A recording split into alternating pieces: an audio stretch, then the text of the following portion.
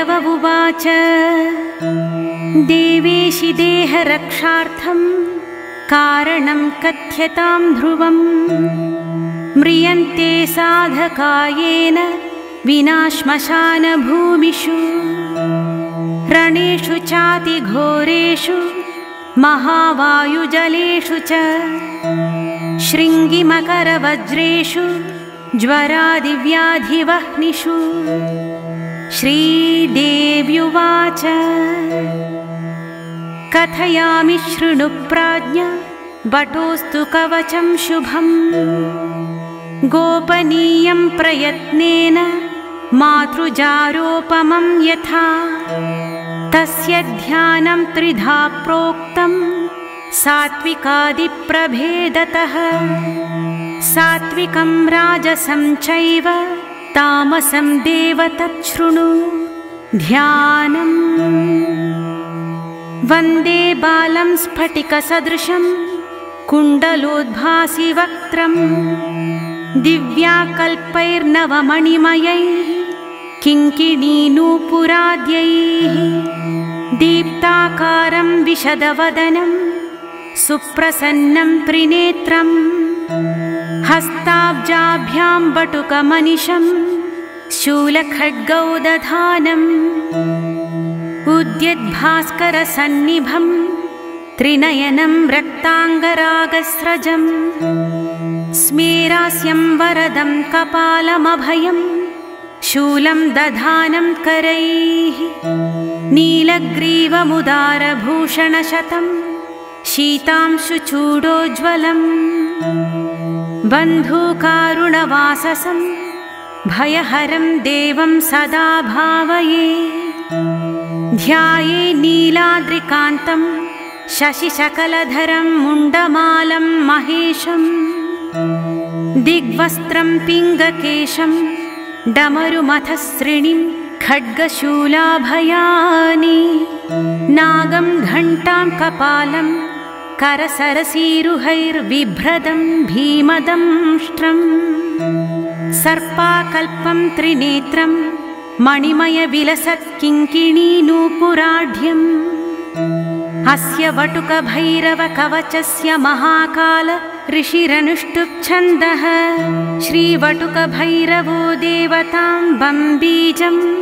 ह्रीं शक्तिरापदुद्धारणायेति कीलकं मम सर्वाभीष्टसिद्ध्यर्थे विनियोगः कवचम् ॐ शिरो मे भैरवः पातु ललाटं भीषणस्तथा नेत्रे च भूतहनन सारमेयानुगो भ्रुवौ भूतनाथश्च मे कर्णौ कपोलौ प्रेतवाहनः नासापुटौ तथोष्ठौ च भस्माङ्गसर्वभूषणः भीषणास्यो ममास्यं च शक्तिहस्तो गलं मम स्कन्धौ दैत्यरिपुः पातु बाहु अतुलविक्रमः पाणि कपाली मे पातु मुण्डमालाधरो हृदं वक्षस्थलं तथा शान्तः कामचारी स्तनं मम उदरं च समेतुष्ट क्षेत्रेश पार्श्वतस्तथा क्षेत्रपालपृष्ठदेशं क्षेत्राख्यो नाभितस्तथा कटिं पापौघनाशश्च बटुकोलिङ्गदेशकं गुदं रक्षाकरः पातु ऊरू रक्षाकरः सदा जानू च घुर्घुरारावो जङ्घे रक्षतु रक्तपः गुल्फौ च पादुकासिद्धः पादपृष्ठं सुरेश्वरः आपादमस्तकं चैव आपदुद्धारणस्तथा सहस्रारे महापद्मे कर्पूरधवलो गुरुः पातु मां वटुको देवो भैरवः सर्वकर्मसु पूर्वस्यामसिताङ्गो मे दिशि रक्षतु सर्वदा आग्नेयां चरुरुः पातु दक्षिणे चण्डभैरवः नैऋत्यां क्रोधनः पातु मामुन्मत्तस्तु पश्चिमे वायव्यां मे कपाली च नित्यं पायात् सुरेश्वरः भीषणो भैरवः पातुत्तरस्यां दिशि सर्वदा संहार भैरवः पातु दिश्यैशान्यां महेश्वरः ऊर्ध्वे पातु विधाता वै पाताले नन्दिको विभुः सद्यो जातस्तु मां पायात् सर्वतो देवसेवितः वामदेवोऽवतु प्रीतो रणे घोरे तथावतु जले तत्पुरुषः पातु स्थले पातु गुरुः सदा डाकिनी पुत्रकः पातु दारां स्तुलाकिनी सुतः पातु साकलको भ्रातृन् श्रियं मे सततं गिरः लाकिनी पुत्रकः पातु पशूनश्वानजांस्तथा महाकालोऽवतु छत्रं सैन्यं वैकालभैरवः राज्यं राज्यश्रियं पायात् भैरवो भीतिहारकः रक्षाहीनं तु यस्थानं वर्जितं कवचेन च तत्सर्वं रक्ष मे देव त्वं यतः सर्वरक्षकः एतत् कवचमीशान तव स्नेहात् प्रकाशितं नाख्येयं नरलोकेषु सारभूतं च सुश्रियं यस्मै कस्मै न दातव्यं कवचेशं सुदुर्लभं न देयं परशिष्येभ्यः कृपणेभ्यश्च शङ्करः यो ददाति निषिद्धेभ्यः स वै भ्रष्टो भवेद्ध्रुवम् अनेन कवचेशेन रक्षां कृत्वा द्विजोत्तमः विचरन्यत्र कुत्रापि विघ्नौघ्यै प्राप्यते न सः मन्त्रेण म्रियते योगी कवचं यन्न रक्षितः तस्मात् सर्वप्रयत्नेन दुर्लभं पापचेतसा भूर्जेरम्भात्वजेवापि लिखित्वा विधिवत् प्रभो धारयेत् पाठयेद्वापि सम्पठेद्वापि नित्यशः सम्प्राप्नोति प्रभावं वै कवचस्यास्य वर्णितं नमो भैरवदेवाय सारभूताय वै नमः नमस्त्रैलोक्यनाथाय नाथनाथाय वै नमः इति विश्वसारोद्धारतन्त्रे आपदुद्धारकल्पे भैरवभैरवी संवादे वटुकभैरवकवचं समाप्तम्।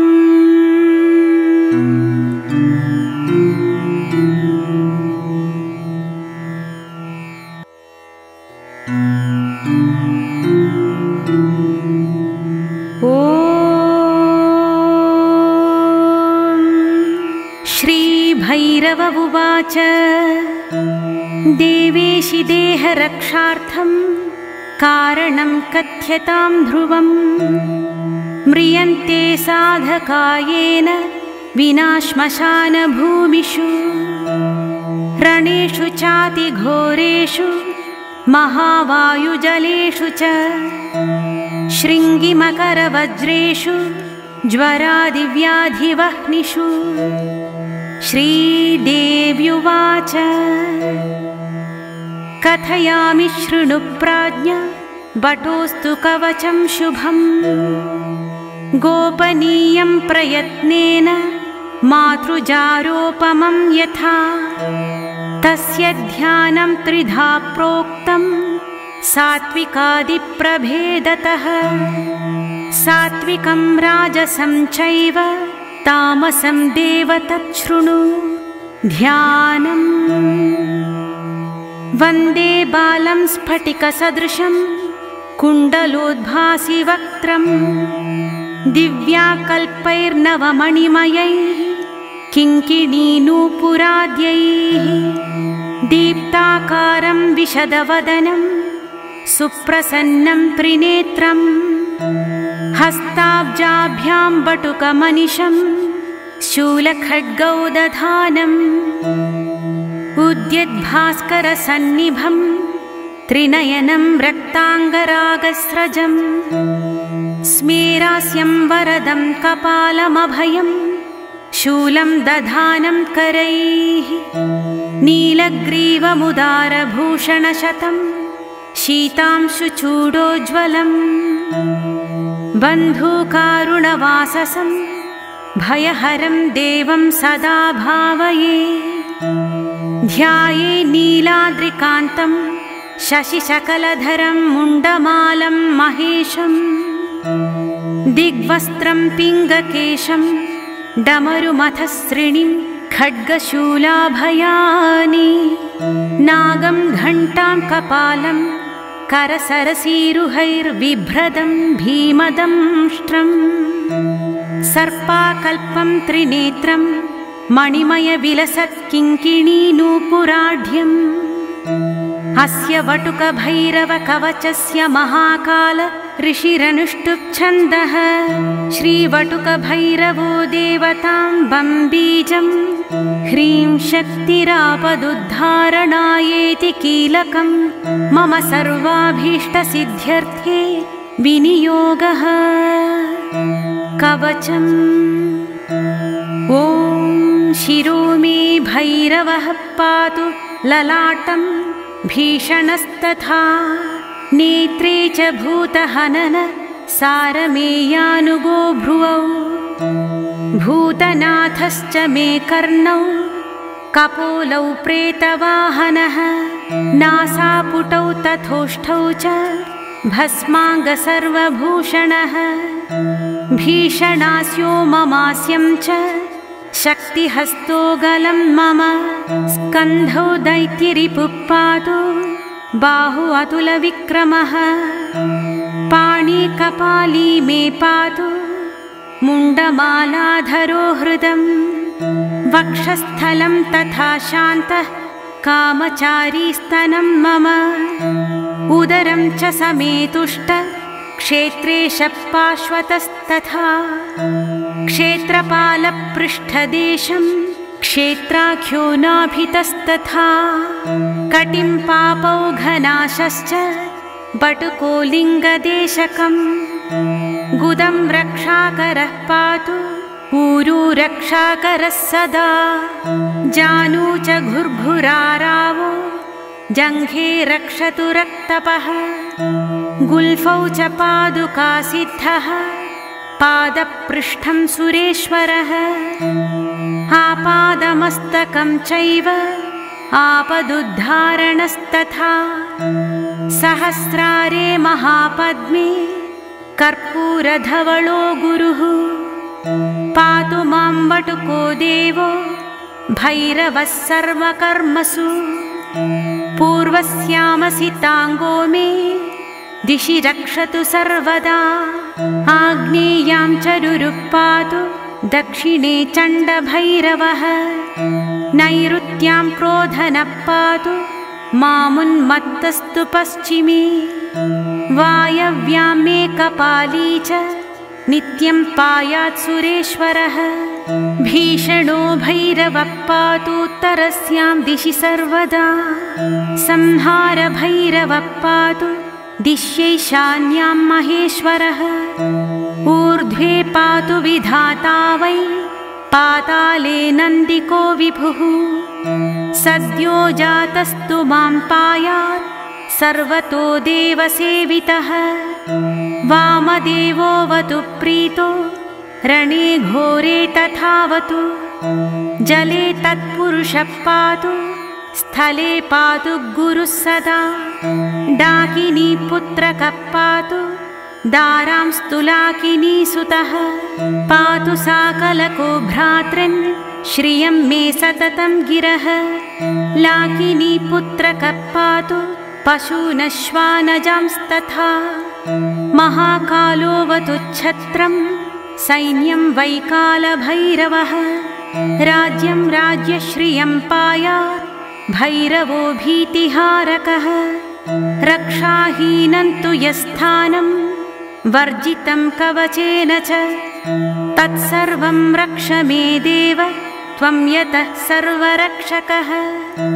एतत् कवचमीशान तव स्नेहात् प्रकाशितं नाख्येयं नरलोकेषु सारभूतं च सुश्रियम्। यस्मै कस्मै न दातव्यं कवचेशं सुदुर्लभम् न देयं परशिष्येभ्यः कृपणेभ्यश्च शङ्करः। यो ददाति निषिद्धेभ्यः स वै भ्रष्टो भवेत् ध्रुवम्। अनेन कवचेशेन रक्षां कृत्वा द्विजोत्तमः विचरन् यत्र कुत्रापि विघ्नौघ्यै प्राप्यते न सः। मन्त्रेण म्रियते योगी कवचं यन्न रक्षितः। तस्मात् सर्वप्रयत्नेन दुर्लभं पापचेतसां भूर्जेरम्भात्वजेवापि लिखित्वा विधिवत् प्रभो। धारयेत् पाठयेद्वापि सम्पठेद्वापि नित्यशः सम्प्राप्नोति प्रभावं वै कवचस्यास्य वर्णितम्। नमो भैरवदेवाय सारभूताय वै नमः। नमस्त्रैलोक्यनाथाय नाथनाथाय वै नमः। इति विश्वसारोद्धारतन्त्रे आपदुद्धारकल्पे भैरव भैरवी संवादे वटुक भैरव कवचं समाप्तम्।